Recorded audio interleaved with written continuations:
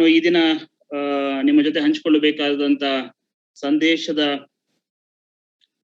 ಒಂದು ಶೀರ್ಷಿಕೆ ಇದೆ, ಈ ರೀತಿಯಾಗಿದೆ, ಡೇವಿಡ್ಸ್ ಟ್ರಬಲ್ ಅಂಡ್ ಆರ್ಸ್.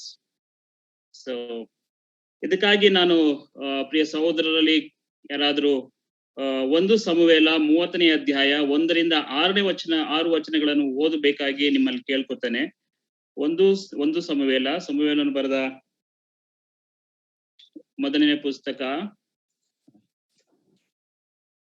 30ನೇ ಅಧ್ಯಾಯದ 1ರಿಂದ 6 ವಚನಗಳನ್ನು ಓದಬೇಕಾಗಿ ಸಹೋದರರಲ್ಲಿ ಕೇಳ್ಕೊಳ್ತೇನೆ. ದಾವೀದನು ಅವನ ಜನರು 3ನೆಯ ದಿನ ಚಿಗ್ಲಗ್ ಊರನ್ನು ಮುಟ್ಟಿದರು.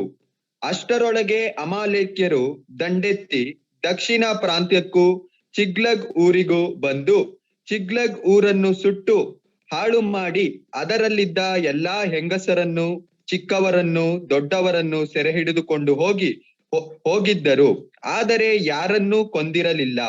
ದಾವೀದನು ಅವನ ಜನರು ತಮ್ಮ ಊರಿಗೆ ಬಂದಾಗ ಅದು ಸುಡಲ್ಪಟ್ಟಿರುವುದನ್ನು, ತಮ್ಮ ಹೆಂಡತಿಯರು, ಗಂಡು ಹೆಣ್ಣು ಮಕ್ಕಳು ಸೆರೆಯಾಗಿ ಒಯ್ಯಲ್ಪಟ್ಟಿರುವುದನ್ನು ಕಂಡು ಅವರು ತಮ್ಮಿಂದಾಗುವಷ್ಟು ಕಾಲ ಗಟ್ಟಿಯಾಗಿ ಅತ್ತರು. ದಾವೀದನ 2 ಹೆಂಡತಿಯರಾದ ಇಜ್ರೇಲಿನವಳಾದ ಅವಿನೋವಮಳು, ಕರ್ಮೇಲನಾದ ನಾಬಾಲನ ಹೆಂಡತಿಯಾಗಿದ್ದ ಅಬಿಗೈಲಳು ಸೆರೆಯಾಗಿ ಹೋಗಿದ್ದರು. ಇದಲ್ಲದೆ ಜನರು ತಮ್ಮ ಗಂಡು ಹೆಣ್ಣು ಮಕ್ಕಳಿಗಾಗಿ ಮನಸ್ಸಿನಲ್ಲಿ ಬಹಳವಾಗಿ ನೊಂದುಕೊಂಡು ದಾವೀದನನ್ನು ಕಲ್ಲೆಸೆದು ಕೊಲ್ಲಬೇಕೆಂದಿದ್ದರಿಂದ ಅವನು ಬಲು ಇಕ್ಕಟ್ಟಿನಲ್ಲಿ ಬಿದ್ದನು.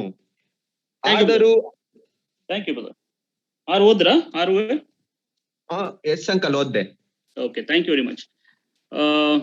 ನಾನು ಹೇಳಿದ ಹಾಗೆ ಇವತ್ತು ನಾವು ದಾವೀದನ ಜೀವಿತದಿಂದ, ದಾವೀದನ ದಾಟಿದಂತ ಸಮಸ್ಯೆಗಳು ಮತ್ತು ನಮ್ಮದು ಎಂಬಂತ ಶೀರ್ಷಿಕೆಯಲ್ಲಿ ದಾವೀದನ ಸಮಸ್ಯೆಗಳು ಅಥವಾ ದಾವೀದನು ಅನುಭವಿಸಿದ ತೊಂದರೆಗಳಾಗಿರ್ಬೋದು ಅಥವಾ ದಾವೀದನ ಕಷ್ಟಗಳು ಎಂಬುದಾಗಿ ನೀವು ತಿಳ್ಕೋಬಹುದು, ಮತ್ತೆ ನಮ್ಮ ಸಮಸ್ಯೆಗಳು.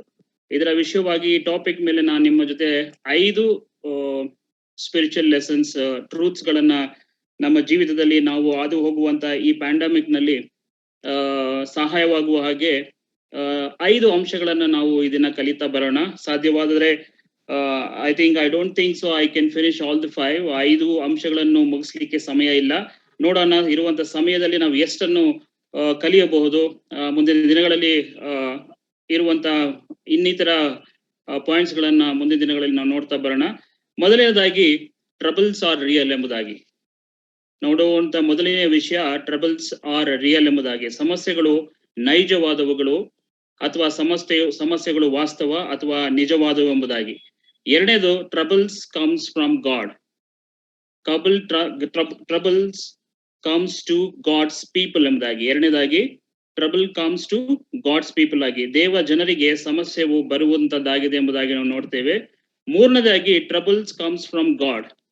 ದೇವರು ಅನೇಕ ಸಾರಿ ನಮ್ಮ ಜೀವಿತಗಳಲ್ಲಿ ಉಪದ್ರವಗಳನ್ನು ಅನುವು ಮಾಡುತ್ತಾನೆ. ಮೂರನೇದಾಗಿ, ಟ್ರಬಲ್ ಕಮ್ಸ್ ಫ್ರಮ್ ಗಾಡ್. ನಾಲ್ಕನೇದಾಗಿ, trouble comes due to God's people fault. ಅನೇಕ ಸಾರಿ ನಾವು ಮಾಡುವಂತಹ ಪಾಪಗಳು ಅಥವಾ ದೇವರಿಗೆ ಅವಿಧೇಯರಾಗಿ ನಡೆಯುವಾಗ ಆತನು ನಮ್ಮ ಜೀವಿತಗಳಲ್ಲಿ ಕಷ್ಟಗಳನ್ನು ಬರಮಾಡುವವನಾಗಿದ್ದಾನೆ. ನಾವು ಕಷ್ಟಗಳಲ್ಲಿ ದಾಟಿ ಹೋಗಬೇಕಾದಂತ ಪರಿಸ್ಥಿತಿಯಲ್ಲಿ ಇರ್ತೇವೆ. ಐದನೇದಾಗಿ ಮತ್ತೆ ಕೊನೆಯದಾಗಿ, troubles sometimes are blessing in disguise. ಅನೇಕ ಸಾರಿ ನಮಗೆ ಬರುವಂತ ಉಪದ್ರವಗಳಲ್ಲಿ ನಾವು ಆಶೀರ್ವಾದಗಳನ್ನು ಸಹ ಹೊಂದುತ್ತೇವೆ ಎಂಬುದಾಗಿ ಈ ದಿನ ನಾವು ನೋಡ್ತಾ ಬರೋಣ. ನಾನು ನಿಮ್ಮ ಮುಂದೆ ತಿಳಿಸಿದ ಹಾಗೆ ಈ 5 ವಿಷಯಗಳನ್ನು ನಾವು ಈ ದಿನ ಧ್ಯಾನ ಮಾಡ್ತಾ ಬರೋಣ. ಸಾಧ್ಯವಾದ ಪಕ್ಷದಲ್ಲಿ 1, 2 ಅಥವಾ 2, 3 ಪಾಯಿಂಟ್ಗಳನ್ನು ನಾವು ಇದನ್ನ ನೋಡ್ತಾ ಬರೋಣ. ಮೊದಲನೇದಾಗಿ ನಾನು ನಿಮ್ಗೆ ಹೇಳ್ತಾ ಬಂದೆ, ಟ್ರಬಲ್ಸ್ ಆರ್ ರಿಯಲ್. ನಾವು ಓದಿದಂತ ಭಾಗ್ಯದಲ್ಲಿ ದಾವೀದನು ಸಮಸ್ಯೆಗಳಲ್ಲಿ ದಾಟಿ ಹೋಗುತ್ತಿರುವುದನ್ನು ನೋಡ್ತಾನೆ.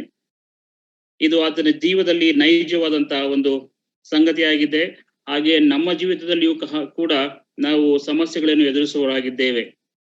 ಹಾಗೆ ಎರಡನೇದಾಗಿ ನಾವು ನೋಡ್ತಾ ಬಂದ್ವಿ, ಟ್ರಬಲ್ಸ್ ಕಮ್ಸ್ ಟು ಗಾಡ್ ಎಂಬುದಾಗಿ. ಹಾಗಂದ್ರೆ ಅರ್ಥ ಏನಂದ್ರೆ, David was A child of god. ಹೌದು, ದಾವೀದನು ದೇವರ ಮಗನಾಗಿದ್ದಾಗ್ಯೂ ಸಹ ಆತನ ಜೀವಿತದಲ್ಲಿ ನಾವು ಈ ಒಂದು ತೊಂದರೆಯನ್ನು ಅಥವಾ ಕಷ್ಟವನ್ನು ದಾಟಿ ಹೋಗುವುದನ್ನು ನೋಡ್ತಾ ಇದ್ದೇವೆ. ಹಾಗಾಗಿ ನಾವು ಸಹ ದೇವರ ಮಕ್ಕಳಾಗಿದ್ದಾಗ್ಯೂ ಸಹ ನಮ್ಮ ಜೀವಿತಗಳಲ್ಲಿ ನಾವು ಸಮಸ್ಯೆಗಳನ್ನು ಎದುರಿಸುವವರಾಗಿದ್ದೇವೆ. ಹಾಗೆ ಮೂರನೇದಾಗಿ ಟ್ರಬಲ್ಸ್ ಕಮ್ಸ್ ಫ್ರಮ್ ಗಾಡ್. ಅನೇಕ ಸಾರಿ ನಾವಿಲ್ಲಿ ನೋಡುವಂತದ್ದು ದಾವಿದನು ಹಾದು ಹೋದಂತ ಈ ಒಂದು ಸಮಸ್ಯೆ ದೇವರು ಆತನ ಜೀವಿತದಲ್ಲಿ ಅನುವು ಮಾಡಿಕೊಟ್ಟಿದ್ದನು. ಹಾಗಾಗಿ ನಮ್ಮ ಜೀವಿತದಲ್ಲಿಯೂ ಕೂಡ ಅನೇಕ ಬಾರಿ ಸಮಸ್ಯೆಗಳನ್ನು ದೇವರು ಅನುವು ಮಾಡುವವನಾಗಿದ್ದಾನೆ. ನಾಲ್ಕನೇದಾಗಿ trouble comes due to our faults. ಹೌದು, ದಾವಿದನು ತನ್ನ ಜೀವಿತದಲ್ಲಿ ಮಾಡಿದಂತ ಪಾಪದ ಪರಿಣಾಮ, ಆತನು ನಡೆದುಕೊಂಡಂತ ದೇವರಿಗೆ ಅವಿಧೇಯವಾಗಿ ನಡೆದುಕೊಂಡಂತ ಪರಿಣಾಮ, ಆತನು ತನ್ನ ಜೀವಿತದಲ್ಲಿ ಕಷ್ಟಗಳನ್ನು, ತೊಂದರೆಗಳನ್ನು, ಹಿಂಸೆಗಳನ್ನು ಅನುಭವಿಸುವುದು ಎಂಬುದಾಗಿ ನಾವು ನೋಡ್ತೇವೆ.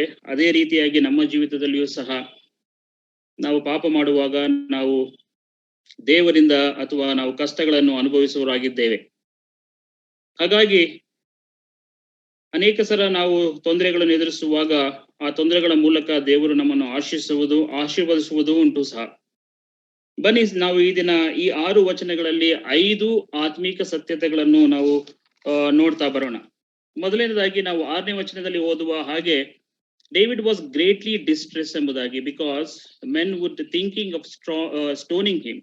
ಅವನನ್ನು ಕಳ್ಳೆಸೆದು ಕೊಳ್ಳಬೇಕೆಂಬುದಾಗಿ 6ನೇ ವಚನ ಓದಿದಂತ ಒಂದು ಮೊದಲನೇ ಸಮುವೇಲ 30ನೇ ಅಧ್ಯಾಯದ 6ನೇ ವಚನದಲ್ಲಿ ನಾವು ಹೀಗೆ ಓದ್ತಾ ಬರ್ತೇವೆ. ದಾವಿದನು ಬಹಳ ಇಕ್ಕಟ್ಟಿನ ಪರಿಸ್ಥಿತಿಯಲ್ಲಿ ದಾಟಿ ಹೋಗ್ತಿದ್ದಾನೆ. ಯಾಕೆಂಬುದಾಗಿ ಹೇಳುವಾಗ, ಆತನ ಜೊತೆಯಲ್ಲಿದ್ದಂತ ಆತನ ಜನರು ಆತನನ್ನು ಕಲ್ಲೆಸೆದು ಕೊಲ್ಲಬೇಕೆಂಬುದಾಗಿ ಅವರು ಯೋಚನೆ ಮಾಡುವಾಗ ಅವರ ಹೃದಯಗಳು ಬಹಳ ನೋವಿನಿಂದ, ದುಃಖದಿಂದ ದಾಟಿ ಹೋಗುವಾಗ ದಾವಿದನು ದೇವರನ್ನು ಮೊರೆ ಹೋಗುವುದನ್ನು ನಾವು ನೋಡ್ತೇವೆ. David found strength in the lord his god ಎಂಬುದಾಗಿ ನಾವು ಇಂಗ್ಲಿಷ್ ಭಾಷಾಂತರದಲ್ಲಿ ನಾವು ಓದುತ್ತಾ ಬರುತ್ತೇವೆ.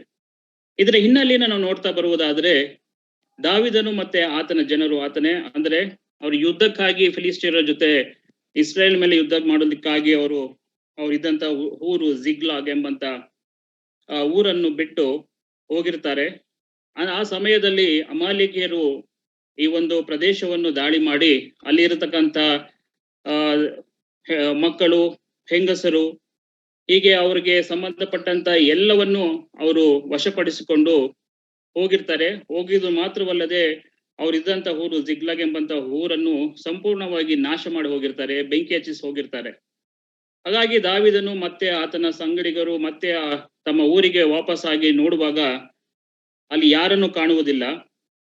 ಬದಲಾಗಿ ಅಲ್ಲಿ ಏನುಂಟು ಅಂದ್ರೆ ನೋವುಂಟು, ಸಂಕಟ ಉಂಟು. ಅವರ ಒಂದು ಊರು ಹಾಳಾಗಿರುವುದನ್ನು ಅವರು ಗಮನಿಸ್ತಾ ಇದ್ದಾರೆ. ಮತ್ತೆ ಅವರಿಗೆ ತಮ್ಮ ಹೆಂಡತಿಯರಿಲ್ಲ, ತಮ್ಮ ಮಕ್ಕಳಿಲ್ಲ, ತಮ್ಮ ಹೆಣ್ಣು ಮಕ್ಕಳಿಲ್ಲ, ತಮ್ಮ ಗಂಡು ಮಕ್ಕಳುಗಳಿಲ್ಲ, ಆಳುಗಳಿಲ್ಲ. ಅವರೆಲ್ಲರನ್ನು ಈ ಅಮಾಲೇಕ್ಯರು ವಶಪಡಿಸಿಕೊಂಡು ಹೋಗಿದ್ದಾರೆ. ಇಂತಹ ಒಂದು ನಷ್ಟದಲ್ಲಿ ಆ ಜನರು ದಾಟಿ ಹೋಗುವಾಗ ದಾವಿದನು ಆ ವಿಚಾರಗಳನ್ನು ತನ್ನ ಜೀವಿತದಲ್ಲಿ ಅದನ್ನು ಅನುಭವಿಸುವಂತಹವನಾಗಿ ಬಹಳ ಮನಮರುಗಿದವನಾಗಿ ಹಿಂಸೆ ಪಡುವುದನ್ನು ನಾವು ನೋಡ್ತೇವೆ. ಅಂತ ಸಮಯದಲ್ಲಿ ವಾಟ್ ಡಿಡ್ ಡೇವಿಡ್ ಡೂ? ಅಂತ ಸಮಯದಲ್ಲಿ ದಾವಿದನು ಏನ್ ಮಾಡ್ತಾನೆ ಎಂಬುದಾಗಿ ನೋಡುವಾಗ, ಈ found strength in the lord is god ಎಂಬುದಾಗಿ ನೋಡ್ತಾನೆ. ದೇವರನ್ನು ಮೊರೆ ಹೋಗ್ತಾನೆ.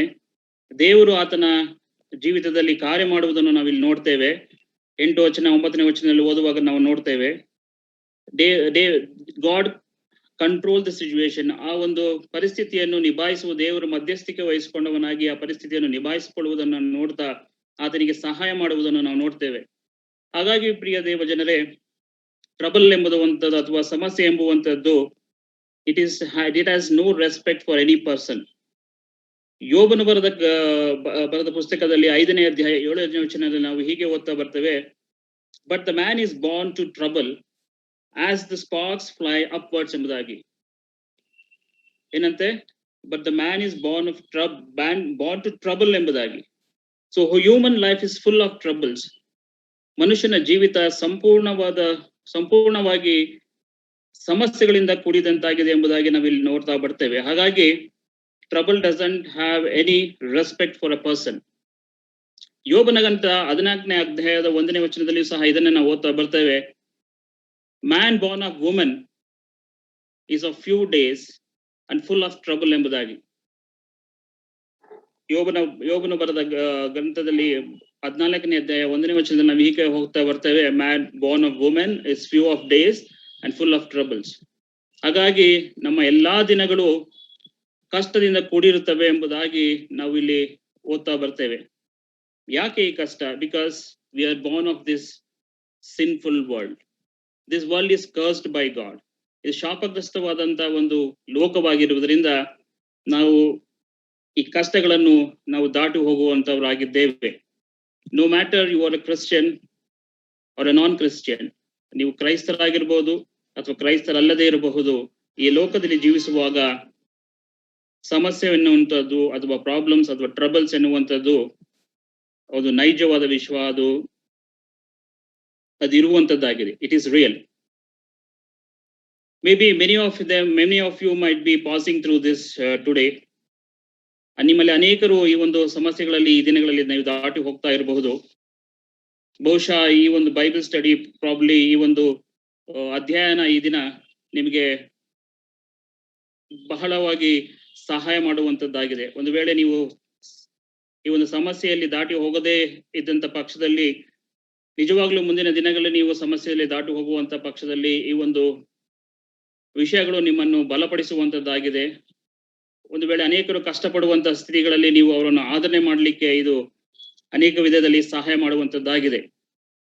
So we see in 1 Samuel 30 chapter 30 verse from 1 to 6, David encountered or David faced troubles, distress, tension in his life. ಅವನು ತೊಂದರೆಗಳನ್ನು ಅನುಭವಿಸಿದನು. ಅವನು ಇಕ್ಕಟ್ಟಿನ ಪರಿಸ್ಥಿತಿಯಲ್ಲಿ ದಾಟಿ ಹೋಗ್ತಾ ಇದ್ದಾನೆ, ಉದ್ವೇಗಕ್ಕೊಳಗಾಗಿದ್ದಾನೆ. ಇಂಥ ಸಮಯದಲ್ಲಿ ಆತನ ಏನ್ ಮಾಡ್ತಿದ್ದಾನೆ ಎಂಬುದಾಗಿ ನಾವು ನೋಡುವಾಗ, is finding strength in the lord. ಅದೇ ರೀತಿಯಲ್ಲಿ ಈ ಪ್ಯಾಸೇಜ್ ನಲ್ಲಿ ನಾನು ನಿಮ್ಗೆ ಹೇಳ್ತಾ ಬಂದ ಹಾಗೆ 5 ಆತ್ಮೀಕ ಸತ್ಯತೆಗಳನ್ನು ಈ ದಿನ ನಾವು ಕಲಿತಾ ಬರೋಣ. ಮೊದಲನೇದಾಗಿ ಟ್ರಬಲ್ಸ್ ಆರ್ ರಿಯಲ್ ಎಂಬುದಾಗಿ. ದಾವಿದನ ಜೀವಿತದಲ್ಲಿ ಇಟ್ ಈಸ್ ವೆರಿ ರಿಯಲ್. ನಾವು ಓದಿದಂತ ಭಾಗದಲ್ಲಿ ನಾವು ನೋಡ್ತೇವೆ, he was undergoing a trial. ಅವನು ಕಷ್ಟದಲ್ಲಿ ದಾಟಿ ಹೋಗ್ತಿದ್ದಾನೆ. ಅದೇ ರೀತಿ ನಮ್ಮ ಜೀವಿತದಲ್ಲಿ ಸಹ troubles are very real. There is nothing imaginary about it. ಇದು ಯಾವುದೇ ವಿಧವಾದ ಕಾಲ್ಪನಿಕವಾದಂತ ಯಾವುದೇ ವಿಷಯವಲ್ಲ. ಪ್ರತಿಯೊಬ್ಬ ವಿಶ್ವಾಸಿಯು ತನ್ನ ಜೀವಿತದಲ್ಲಿ ಆತನು ಸಮಸ್ಯೆಗಳನ್ನು ಎದುರುಗೊಳ್ಳುವನಾಗಿದ್ದಾನೆ. ನಾವು 1ನೇ ವಚನದಿಂದ 6ನೇ ವಚನದಲ್ಲಿ ನೋಡುವಾಗ, 1 ವಚನ 1 ವಚನ 2 ಮತ್ತೆ ವಚನ 3 ಮತ್ತು 4ನೇ ವಚನಗಳಲ್ಲಿ ನಾವು ಓದಿದಂತ ವಾಕ್ಯ ಭಾಗದಲ್ಲಿ 30ನೇ ಅಧ್ಯಾಯದ 1ನೇ ಸಮುವೇಲ 30ನೇ ಅಧ್ಯಾಯ 1, 2, 3, 4ರಲ್ಲಿ ನಾವು ಹೀಗೆ ಓದ್ತಾ ಬರ್ತೇವೆ. They are undergoing a loss. ಹೌದು, ತಮ್ಮ ಅನೇಕ ಅದನ್ನು ಕಳ್ಕೊಂಡಿದ್ದಾರೆ. They have lost their loved ones. ಹೌದು, ಅವರು ಪ್ರಿಯರನ್ನು ಕಳ್ಕೊಂಡಿದ್ದಾರೆ. ಹೌದು, ಇಂತಹ ಸಮಯದಲ್ಲಿ ಅವರು ಒಂದು ದುಃಖದಲ್ಲಿ ದಾಟಿ ಹೋಗ್ತಿದ್ದಾರೆ. ಆ ದುಃಖದಲ್ಲಿ ಅವ್ರು ಏನ್ ಮಾಡ್ತಿದ್ದಾರೆ, they are greatly distressed and they are weeping. They wept and they wept and they wept ಎಂಬುದಾಗಿ ಅವರು ಅಳುತ್ತಾ ದುಃಖಿಸುತ್ತಾ, until they don't have no power to weep. ಅವರು ಇನ್ನೂ ದುಃಖಿಸಲಿಕ್ಕೆ ಶಕ್ತಿ ಇಲ್ಲದಷ್ಟು ಅವರು ಕುಗ್ಗಿ ಹೋಗಿ ತಮ್ಮ ದುಃಖವನ್ನು ಅವರು ತೋರ್ಪಡಿಸುವಂತ ಸ್ಥಿತಿಯಲ್ಲಿ ಇವರು ಹೋಗ್ತಿದ್ದಾರೆ. ನಾನು ಏನ್ ಹೇಳಿ ಬಯಸ್ತಾನೆ ಎಂಬುದಾಗಿ ನೀವು ನೋಡುವುದಾದರೆ, ಈ ಒಂದು ಟ್ರಬಲ್ ಎನ್ನುವಂಥದ್ದು ಜೀವಿತದಲ್ಲಿ ಇದು ರಿಯಲ್ ಎಂಬುದಾಗಿ, ನೈಜವಾದ ವಿಷಯ. It's nothing anything in imaginary about it. ಇದು ಕಾಲ್ಪನಿಕವಾದ ವಿಷಯ ಅಲ್ಲವೇ ಅಲ್ಲ. ನಾವು ಸಹ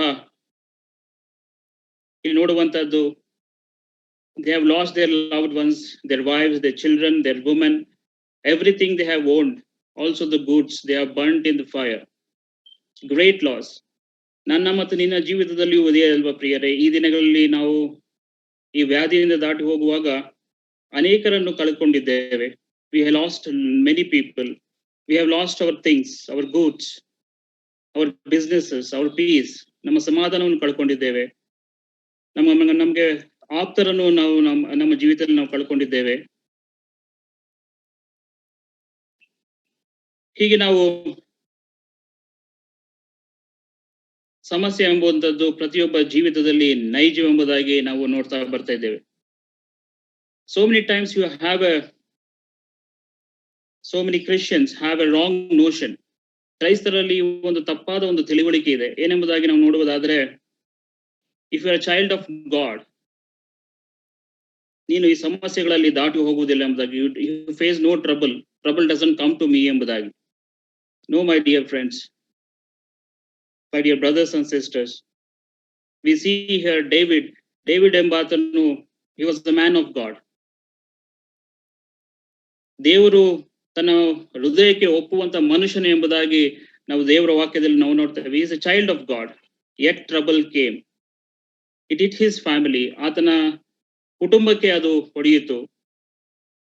ಈ ಸಮಸ್ಯೆಗಳು ಆತನ ನಿಜ ಜೀವಿತದಲ್ಲಿ, ಆತನ ಸ್ವಂತ ಜೀವಿತದಲ್ಲಿ ಆತನಿಗೆ ಕಷ್ಟವನ್ನು ಅನುಭವಿಸುವಂತೆ ಮಾಡಿತು. ಅಷ್ಟು ಮಾತ್ರವಲ್ಲ, ಆತನ ಸಂಪೂರ್ಣವಾದ ನೇಷನ್ಗೆ, ಇಸ್ರಾಯೇಲ್ ನೇಷನ್ಗೂ ಸಹ ಈ ಒಂದು ಕಷ್ಟವು ಆವರಿಸಿತು ಎಂಬುದಾಗಿ ನಾವು ನೋಡ್ತೇವೆ. ಹಾಗಾಗಿ how much you pray, no matter how much faithful you are, no matter how regular you are to the church, no matter how faithful you are in giving in terms of your talents, your tithes or your treasure, ನೀವು ಪ್ರಾರ್ಥಿಸಬಹುದು. ನೀವು ಎಡಬಿಡದೆ ನೀವು ದೇವರನ್ನು ಹಿಂಬಾಲಿಸುವಂತವರಾಗಿರಬಹುದು. ಸಭೆಗೆ ಯಥಾರ್ಥವಾಗಿ ನೀವು ಹೋಗ್ತಾ ಇರಬಹುದು. ಸೇವೆಯಲ್ಲಿ ಅನೇಕ ಸೇವಾ ಕಾರ್ಯಗಳಲ್ಲಿ ನೀವು ತೊಡಗಿಸ್ಕೊಂಡಿರ್ಬೋದು. ದೇವರ ಸಹಾಯಕ್ಕಾಗಿ, ಸೇವೆಗಾಗಿ ನೀವು ಹಣ ಕೊಟ್ಟಿರ್ಬೋದು. ನಿಮ್ಮನ್ನೇ ನೀವು ಸಮರ್ಪಿಸಿಕೊಂಡಿರ್ಬೋದು. ಆದಾಗ್ಯೂ ಸಹ in sometimes in your life you'll go through troubles. ಹಾಗಾಗಿ how real our troubles are. It's not imaginary. It's nothing imaginary about it. ಬಹಳಷ್ಟು ಸಾರಿ ನಾವು ದುಃಖದಲ್ಲಿ ದಾಟು ಹೋಗುವಾಗ we overwhelmed by our problems, we cry, we weep. ನಾವು ಅಳುತ್ತೇವೆ because we find relief while crying. ನಮ್ಮ ಕರ್ತನಾದ ಯೇಸು ಕ್ರಿಸ್ತನು ಈ ಲೋಕದಲ್ಲಿ ಇರುವಾಗ ಯೋಹಾನ ಬರೆದ ಸುವಾರ್ತೆ 11ನೇ ಅಧ್ಯಾಯ 35ನೇ ವಚನದಲ್ಲಿ ನಾವು ಈಗ ಓದ್ತಾ ಬರ್ತೇವೆ, ಜೀಸಸ್ ವೆಪ್ಟ್ ಎಂಬುದಾಗಿ. ಹೌದು, ಸರ್ವಶಕ್ತನಾದ ದೇವರು ಆತನ ಮನುಷ್ಯ ರೂಪದಲ್ಲಿ ಈ ಲೋಕದಲ್ಲಿ ಜೀವಿಸುವಾಗ ಸಂಪೂರ್ಣವಾಗಿ ಮನುಷ್ಯನಾಗಿ ಆತನ ಮನುಷ್ಯನಲ್ಲಿರ್ತಕ್ಕಂಥ ಎಲ್ಲಾ ವಿಧವಾದಂತ ಫೀಲಿಂಗ್ಸ್ ಆತನ ಜೀವಿತದಲ್ಲಿ ಇತ್ತು. ಬೆಥಿನಿಯಲ್ಲಿ ಲಾಜರಸನ್ನು ಸತ್ತಾಗ ಆತನ ಅತ್ತನು ಎಂಬುದಾಗಿ ನಾವು ವಾಕ್ಯ ಭಾಗದಲ್ಲಿ ನಾವು ನೋಡ್ತೇವೆ. ಹಾಗಾಗಿ troubles are real, loss is real, death is real. ಹಾಗಾಗಿ ನನ್ನ ಪ್ರಿಯ ದೇವ ಜನರೇ, ನಾವಿಲ್ಲಿ ನೋಡುವಂತದ್ದು ದೇವ ಜನರ ದಾವಿದನು ವಚನ 4ರಲ್ಲಿ they wept until they have no power to weep ಎಂಬುದಾಗಿ. So here we see both David king, man of God, man after God's own heart, loved by God, loved by the family, when he faced trouble, pain, loss, death in his life, in his nation, he too also wept. ಇಲ್ಲಿ ನಾವು ನೋಡ್ತೇವೆ, ದಾವಿದನು ಸಹ ಇಂಥ ಪರಿಸ್ಥಿತಿಯಲ್ಲಿ ಅಳುವುದನ್ನು ನಾವು ನೋಡ್ತೇವೆ. he was a king, he was a man. ಆತನು ದೇವರು ಮೆಚ್ಚಿಕೊಂಡಂತ ಒಬ್ಬ ಶ್ರೇಷ್ಠವಾದ ಮನುಷ್ಯನು.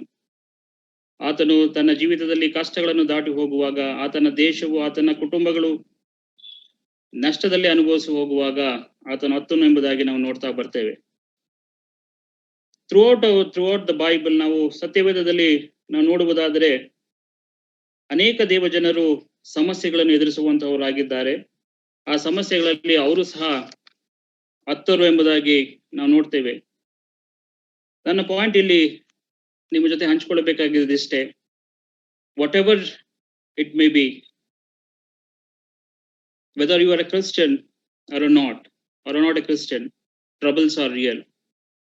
That makes us cry, that makes us weep. Nothing wrong in crying. ಅಳುವುದರಲ್ಲಿ ಯಾವುದೇ ಒಂದು ಇದಿಲ್ಲ. nothing wrong in weeping. It shows how true we are in our troubles. ಹಾಗಾಗಿ ಮೊದಲನೇದಾಗಿ ನಾವು ನೋಡುತ್ತಾ ಬರುವಂತ ವಿಷಯ, troubles are real ಎಂಬುದಾಗಿ. ನನ್ನ ಎರಡನೇ ವಿಷಯವನ್ನು ಹೇಳಿ ನನ್ನ ಮಾತನ್ನು ಮುಗಿಸ್ತೇನೆ. ಮುಂದಿನ ದಿನಗಳಲ್ಲಿ ಇನ್ನೂ 3 ವಿಷಯಗಳನ್ನು ನಾವು ಕಲಿತಾ ಹೋಗೋಣ, ಯಾಕೆಂದ್ರೆ ಸಮಯ ಈಗಾಗಲೇ ದಾಟಿ ಹೋಗಿದೆ. ಇನ್ನೊಂದು ವಿಷಯ ಹೇಳಿ ನಾನು ಈ ಒಂದು ನನ್ನ ಮಾತುಗಳನ್ನು ನಾನು ಮುಗಿಸುವನಾಗಿದ್ದೇನೆ. Secondly, we see that David was in trouble even though he was a child of God. ನಾವು ಎರಡನೆಯ ಒಂದು ಪ್ರಾಮುಖ್ಯವಾದ ವಿಷಯ ನಾವು ನೋಡ್ತಾ ಬಂದ್ವಿ. ನೀವು ದೇವರ ಮಕ್ಕಳಾಗಿದ್ದಾಗ್ಯೂ ಸಹ ನೀವು ಸಮಸ್ಯೆಗಳನ್ನು ಎದುರಿಸುವವರಾಗಿದ್ದೇವೆ. ಇಲ್ಲಿ ನಾವು ನೋಡ್ತಾ ಇರೋದು ಅದನ್ನೇ. ಡೇವಿಡ್ ಆತನ ಜೀವಿತ ನೋಡುವಾಗ he is going through trouble. I tell you the truth, dear brothers and sisters. ನಿಮ್ಮ ಮನಸ್ಸಿನ ಖುಷಿಗೋಸ್ಕರ ನಾನು ಹೇಳ್ಬೋದು, I can give you a message saying that God will help you in all this. I can teach about health, wealth and prosperity. But I will be lying to you if I tell all those things. So I'm telling the plain truth of revealed word of God. In each and every one's life of God's children, trouble comes. It is very important for us to notice that.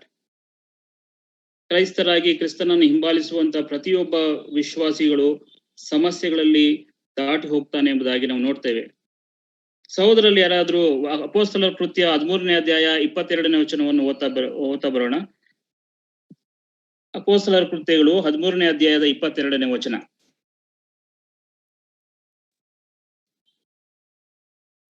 ಆಮೇಲೆ ದೇವರು ಅವನನ್ನು ತೆಗೆದುಹಾಕಿ ದಾವೀದನನ್ನು ಅವರ ಮೇಲೆ ಅರಸನನ್ನಾಗಿ ಮಾಡಿ, ಈಶಾಯನ ಮಗನಾದ ದಾವೀದನು ನನಗೆ ಸಿಕ್ಕಿದನು. ಅವನು ನನಗೆ ಒಪ್ಪುವ ಮನುಷ್ಯನು, ಅವನು ನನ್ನ ಇಷ್ಟವನ್ನೆಲ್ಲ ನೆರವೇರಿಸುವವನು ಎಂಬುದಾಗಿ ಅವನ ವಿಷಯದಲ್ಲಿ ಸಾಕ್ಷಿ ಹೇಳಿದನು. ನಾವಿಲ್ಲಿ ನೋಡ್ತಾ ಬಂದ್ವಿ, ಸೌಲನನ್ನು ದೇವರು ತೆಗೆದು ಹಾಕಿ ಈಗ ದಾವೀದನನ್ನು ಆ ಜಾಗದಲ್ಲಿ ರಾಜನಾಗಿ ಇಡ್ತಾ ಇದ್ದಾರೆ. ಅಷ್ಟು ಮಾತ್ರವಲ್ಲದೆ ನನಗೆ ಹೃದಯಕ್ಕೆ ಒಪ್ಪುವಂತ ಮಗನು, ನನ್ನ ಹೃದಯದ ಅಂತರಾಳದ ಕಾರ್ಯಗಳನ್ನು ಮಾಡುವಂತ ಶ್ರೇಷ್ಠವಾದ ವ್ಯಕ್ತಿ ಎಂಬುದಾಗಿ ದಾವೀದನ ಬಗ್ಗೆ ದೇವರ ಸಾಕ್ಷಿ ಹೇಳುವುದನ್ನು ನೋಡ್ತಾ ಇದ್ದೇವೆ. ಅಂತಹ ಒಳ್ಳೆ ಸಾಕ್ಷಿ ಇರುವಂತಹ ಮನುಷ್ಯನ ಜೀವಿತದಲ್ಲಿ ನಾವು ಇಲ್ಲಿ ಸಮಸ್ಯೆಗಳನ್ನು ಎದುರಿಸುವಂತದ್ದನ್ನು ನೋಡ್ತಾ ಇದ್ದೇವೆ. ಹಾಗಾಗಿ ಪ್ರಿಯರೇ, we are Christians, we are not expect immunity from troubles. ನಮ್ಗೆ ಯಾವುದೇ ರೀತಿಯಾದ ಇಮ್ಯುನಿಟಿ ಸಿಗೋದಿಲ್ಲ. ಹಾಗೆ ಇಬ್ರಿಯರ ಬರೆದ ಪತ್ರಿಕೆ 13ನೇ ಅಧ್ಯಾಯ 12ನೇ ವಚನವನ್ನು, ಹಾಗೆ 2ನೇ ಕೊರಿಂಥದವರಿಗೆ ಬರೆದ ಪತ್ರಿಕೆ 11ನೇ ಅಧ್ಯಾಯ 23ರಿಂದ 30ನೇ ವಚನವನ್ನು ಇಬ್ರಿಯರ ಸಹೋದರ ಓದ್ತಾ ಬನ್ನಿ. ಇಬ್ರಿಯರಿಗೆ ಬರೆದ ಪತ್ರಿಕೆ 13ನೇ ಅಧ್ಯಾಯದ 12ನೇ ವಚನ, 2 ಕೊರಿಂಥ 11ನೇ ಅಧ್ಯಾಯದ 23ರಿಂದ 30 ವಚನಗಳು. ಅದರಂತೆ ಯೇಸು ಕೂಡ ಸ್ವಂತ ರಕ್ತದಿಂದ ತನ್ನ ಜನರನ್ನು ಪವಿತ್ರಪಡಿಸುವುದಕ್ಕೋಸ್ಕರ ಪಟ್ಟಣದ ಹೊರಗೆ ಸತ್ತನು. Thank you brother. ಇಲ್ಲಿ ನಾವೇ ನೋಡ್ತಾ ಇದ್ದೇವೆ ಅಂದ್ರೆ, ಸ್ವಾಮಿ ಸಹ ತನ್ನ ಜೀವಿತದಲ್ಲಿ ಕಷ್ಟಗಳನ್ನು, ಈ ಲೋಕದಲ್ಲಿ ಜೀವಿಸುವಾಗ ಕಷ್ಟವನ್ನು ಅನುಭವಿಸುತ್ತಾನೆಂಬುದಾಗಿ, ಕಷ್ಟಗಳಲ್ಲಿ ದಾಟಿ ಹೋಗುತ್ತೇನೆಂಬುದಾಗಿ ನಾವು ನೋಡ್ತೇವೆ. ನಾವು ದಾವೀದನ ಜೀವಿತದಲ್ಲಿ ನೋಡ್ತಾ ಇದ್ದೇವೆ, ಅವನು ಸಹ ಕಷ್ಟಗಳನ್ನು ದಾಟಿ ಹೋಗ್ತಾ ಇದ್ದಾನೆ. ಸ್ವಾಮಿಯು ಸಹ ಈ ಲೋಕದಲ್ಲಿ ಜೀವಿಸುವಂತ ಸಂದರ್ಭದಲ್ಲಿಯೂ ಸಹ ಆತನು ಸಹ ಕಷ್ಟದಲ್ಲಿ ಹೋಗ್ತಾ ಇದ್ದಾನೆ. ಹಾಗೆ ನಾವು ಪೌಲನ ಜೀವಿತದಲ್ಲಿ ನೋಡುವುದಾದ್ರೆ 2ನೇ ಕೊರಿಂಥದವರಿಗೆ ಬರೆದ ಪತ್ರಿಕೆ 11ನೇ ಅಧ್ಯಾಯ 23ರಿಂದ 30 ವಚನವರೆಗೆ. ಅವರು ಕ್ರಿಸ್ತನ ಸೇವಕರು, ಅವರಿಗಿಂತ ನಾನು ಹೆಚ್ಚಾಗಿ ಸೇವೆ ಮಾಡುವನಾಗಿದ್ದೇನೆ. ಬುದ್ಧಿ ಸ್ವಾಧೀನವಿಲ್ಲದವನಾಗಿ ಮಾತಾಡುತ್ತೇನೆ. ಆತನ ಸೇವೆಯಲ್ಲಿ ಅವರಿಗಿಂತ ಹೆಚ್ಚಾಗಿ ಪ್ರಯಾಸಪಟ್ಟೆನು. ಹೆಚ್ಚಾಗಿ ಸೆರೆಮನೆಯೊಳಗೆ ಬಿದ್ದೆನು. ಮಿತಿಮೀರಿ ಪೆಟ್ಟುಗಳನ್ನು ತಿಂದೆನು. ಅನೇಕ ಸಾರಿ ಮರಣದ ಬಾಯೊಳಗೆ ಸಿಕ್ಕಿಕೊಂಡೆನು. 5 ಸಾರಿ ಯಹೂದ್ಯರಿಂದ ನನಗೆ 1 ಕಡಿಮೆ 40 ಏಟುಗಳು ಬಿದ್ದವು. 3 ಸಾರಿ ಸರ್ಕಾರದವರು ಚಡಿಗಳಿಂದ ನನ್ನನ್ನು ಹೊಡೆಸಿದರು. 1 ಸಾರಿ ಜನರು ನನ್ನನ್ನು ಕೊಲ್ಲುವುದಕ್ಕೆ ಕಲ್ಲೆಸೆದರು. 3 ಸಾರಿ ನಾನಿದ್ದ ಹಡಗು ಒಡೆದು ಹೋಯಿತು. 1 ರಾತ್ರಿ 1 ಹಗಲು ಸಮುದ್ರದ ನೀರಿನಲ್ಲಿ ಕಳೆದನು. ಆತನ ಸೇವೆಯಲ್ಲಿ ಎಷ್ಟೋ ಪ್ರಯಾಣಗಳನ್ನು ಮಾಡಿದನು. ನದಿಗಳ ಅಪಾಯಗಳು, ಕಳ್ಳರ ಅಪಾಯಗಳು, ಸ್ವಂತ ಜನರಿಂದ ಅಪಾಯಗಳು, ಅನ್ಯ ಜನರಿಂದ ಅಪಾಯಗಳು, ಪಟ್ಟಣದಲ್ಲಿ ಅಪಾಯಗಳು, ಕಾಡಿನಲ್ಲಿ ಅಪಾಯಗಳು, ಸಮುದ್ರದಲ್ಲಿ ಅಪಾಯಗಳು, ಸುಳ್ಳು ಸಹೋದರರೊಳಗೆ ಇರುವಾಗ ಅಪಾಯಗಳು ನನಗೆ ಸಂಭವಿಸಿದವು. ಪ್ರಯಾಸ ಪರಿಶ್ರಮಗಳಿಂದ ಕೆಲಸ ನಡೆಸಿ ಅನೇಕ ಸಾರಿ ನಿದ್ದೆಗೆಟ್ಟು ಹಸಿವೆ ಬಾಯಾರಿಕೆಗಳನ್ನು ಪಟ್ಟು ಅನೇಕ ಸಾರಿ ಉಪವಾಸವಾಗಿಯೂ ಚಳಿಯಲ್ಲಿಯೂ ವಸ್ತ್ರವಿಲ್ಲದೆಯೂ ಇದ್ದು ಆತನನ್ನು ಸೇವಿಸಿದ್ದೇನೆ. ಇಲ್ಲಿ ನೋಡ್ತೇವೆ, ಒಂದು ದೊಡ್ಡ ಪಟ್ಟಿಯನ್ನು ನೋಡ್ತಾ ಇದ್ದೇವಲ್ಲ. ಪೌಲನು ಅಪೊಸ್ತಲರಲ್ಲಿ ಒಬ್ಬ ವಿಶಿಷ್ಟವಾದ ವ್ಯಕ್ತಿ. ನಮ್ಮ ಪುನರುತ್ಥಾನದ ನಮ್ಮ ಕರ್ತನಾದ ಯೇಸು ಕ್ರಿಸ್ತನಿಂದ ಅಪಾಯಿಂಟ್ ಮಾಡಬಂದಂತ ಒಬ್ಬ 13ನೇ ಅಪೊಸ್ತಲನು. ಸ್ಪೆಷಲ್ ಎಂಬುದಾಗಿ ಹೇಳುವಾಗ 12 ಅಪೊಸ್ತಲರನ್ನು ಈಗಾಗಲೇ ಅದು ಅಪಾಯಿಂಟ್ ಮಾಡಾಗಿತ್ತು. ಇದು 13ನೇ ಒಬ್ಬ ವ್ಯಕ್ತಿ, ಇದು ಸ್ಪೆಷಲ್ ಅಪಾಯಿಂಟ್ಮೆಂಟ್ ಎಂಬುದಾಗಿ, ಯುನೀಕ್ ಅಪೋಸಲ್ ಎಂಬುದಾಗಿ ನಾವು ನೋಡ್ತೇವೆ. ಇಂತಹ ಈ ತರ ಜೀವಿತದಲ್ಲಿ ನಾವು ನೋಡುವುದಾದರೆ, ಇದನ್ನು ದಾಟಿ ಹೋದಂತ ಜೀವಿತ ಎಂತದಾಗಿ, ಕರ್ತನನ್ನು ಹಿಂಬಾಲಿಸುವಾಗ ಆತನು ದಾಟಿ ಹೋದಂತ ಕಷ್ಟಗಳು ಎಂಬುದಾಗಿ ಲಿಸ್ಟ್ ಮಾಡ್ತಾ ಹೋದ್ರೆ, ಆ ಪಟ್ಟಿಯಲ್ಲಿ he went through so many hardships, so many troubles, so many difficulties, so many shipwrecks and beatings. ಈಗ ಹೇಳಿ, you cannot think. Let me ask you a question. Was he not a man of God? ಪೌಲನು ದೇವರ ಮನುಷ್ಯನಾಗಿರ್ಲಿಲ್ವಾ? Was he not an apostle? ಅಪೋಸ್ತಲನಾಗಿರ್ಲಿಲ್ವಾ? What is not a child of God? ದೇವರ ಮಗನಾಗಿರ್ಲಿಲ್ವಾ? They tell me why all this big that he has to suffer in his life, because he was following Jesus Christ. ಹೌದು, ವಿಶ್ವಾಸಿಗಳಾದ ನಾವು ನಮ್ಮ ಕರ್ತನಾದ ಯೇಸು ಕ್ರಿಸ್ತನನ್ನು ಹಿಂಬಾಲಿಸುವಂತ ಜೀವಿತದಲ್ಲಿ ಪ್ರತಿಯೊಬ್ಬರು ಸಮಸ್ಯೆಗಳನ್ನು ದಾಟುವವರಾಗಿದ್ದೇವೆ, ಎದುರಿಸುವವರಾಗಿದ್ದೇವೆ. Tell me any person in the Bible that followed Jesus Christ without not experienced any bitterness or troubles, trials and testings. ನಮ್ಗೆ ಯಾವ ಮನುಷ್ಯನು ನಮಗೆ ಜ್ಞಾಪಕಕ್ಕೆ ಬರೋದಿಲ್ಲ. ಪ್ರತಿಯೊಬ್ಬನು ಕರ್ತನಾದ ಯೇಸು ಕ್ರಿಸ್ತನನ್ನು ಹಿಂಬಾಲಿಸಿದಂತ ಪ್ರತಿಯೊಬ್ಬನು ತನ್ನ ಜೀವಿತದಲ್ಲಿ ಕಹಿ ಅನುಭವವನ್ನು ಅನುಭವಿಸಿದ್ದಾನೆ. ಆತನು ದುಃಖದಲ್ಲಿ ದಾಟಿ ಹೋಗಿದ್ದಾನೆ, ಕಷ್ಟಗಳಲ್ಲಿ ದಾಟಿ ಹೋಗಿದ್ದಾನೆ. ಹಾಗಾಗಿ we are not to think that God does not love when the trouble comes. ನಾವು ದುಃಖದಲ್ಲಿ ಕಷ್ಟದಲ್ಲಿ ದಾಟಿ ಹೋಗುವಾಗ ದೇವರು ನಮ್ಮನ್ನು ಪ್ರೀತಿಸ್ತಿಲ್ಲ ಎಂಬಂತ ಅರ್ಥವಲ್ಲ. Because he brings all this situation for our good ಎಂಬುದಾಗಿ. ಹೌದು, ಇದು ನಮ್ಮ ಎಲ್ಲಾ ಒಳ್ಳೆಯದಕ್ಕಾಗಿ ಆತನ ಒಳ್ಳೆಯ ಉದ್ದೇಶವನ್ನು ಇಟ್ಟುಕೊಂಡವನಾಗಿ ನಮ್ಮ ಜೀವಿತದಲ್ಲಿ ಇದನ್ನೆಲ್ಲ ಬರಮಾಡುತ್ತಾನೆ ಎಂಬುದಾಗಿ ನಾವು ನೋಡ್ತೇವೆ. 1 ಪೇತ್ರ 4:12 ನಾವು ಹೀಗೆ ಓದ್ತೇವೆ, Beloved, do not surprised at the fiery trials when it comes up to you to test you as through a strange thing happened to you. ಇಲ್ಲಿ ನಾವೇನ್ ನೋಡ್ತೇವೆ ಅಂದ್ರೆ, ಇದು ವಿಶ್ವಾಸಿಗಳಿಗೆ ಹೇಳುವಂತದ್ದು. ಪೇತ್ರನು ವಿಶ್ವಾಸಿಗಳಿಗೆ, ಅಲ್ಲಿ ಇದ್ದಂತ ವಿಶ್ವಾಸಿಗಳೇ ಆ ಜನರು, he was writing for them when they are going through the trials, troubles and sufferings. So ನಾವಿಲ್ಲಿ ಏನ್ ನೋಡ್ತಾ ಇದ್ದೇವೆ ಅಂತ ಹೇಳಿದ್ರೆ, ಪ್ರತಿಯೊಬ್ಬ ಮನುಷ್ಯನು, ದೇವರನ್ನು ನಂಬಿಕೊಂಡಂತ ಮನುಷ್ಯನು, ಆತನು ತಮ್ಮ ಜೀವಿತಗಳಲ್ಲಿ ತೊಂದರೆಗಳಿಗೆ ಒಳಗಾಗ್ತಾನೆ, ಕಷ್ಟಗಳಲ್ಲಿ ದಾಟಿ ಹೋಗ್ತಿದ್ದಾನೆ, ಸವಾಲುಗಳನ್ನು ಎದುರಿಸುವಂತವನಾಗಿದ್ದಾನೆ, ಕಷ್ಟಗಳನ್ನು ಅನುಭವಿಸುವಂತವನಾಗಿದ್ದಾನೆ. ಮೊದಲೇ ನಾವು ನೋಡಿದ್ವಿ, we have seen trouble as a real in our life. They come to us, they make us cry, they make us weep, they take us to depression, in distress. They are real. Please understand this truth, my dear brothers and sisters. Troubles are real in my life and your life. ಎರಡನೇದಾಗಿ ನಾವು ನೋಡ್ತಾ ಬಂದ್ವಿ, troubles come to God's people ಎಂಬುದಾಗಿ. No matter who you are, what you have devoted your life to, how faithful you are not exempted from the trials and tribulations and troubles. ಹೀಗಾಗಿ ನಾವು ಈ ದಿನ 2 ವಿಷಯಗಳನ್ನು ನೋಡ್ತಾ ಬಂದ್ವಿ.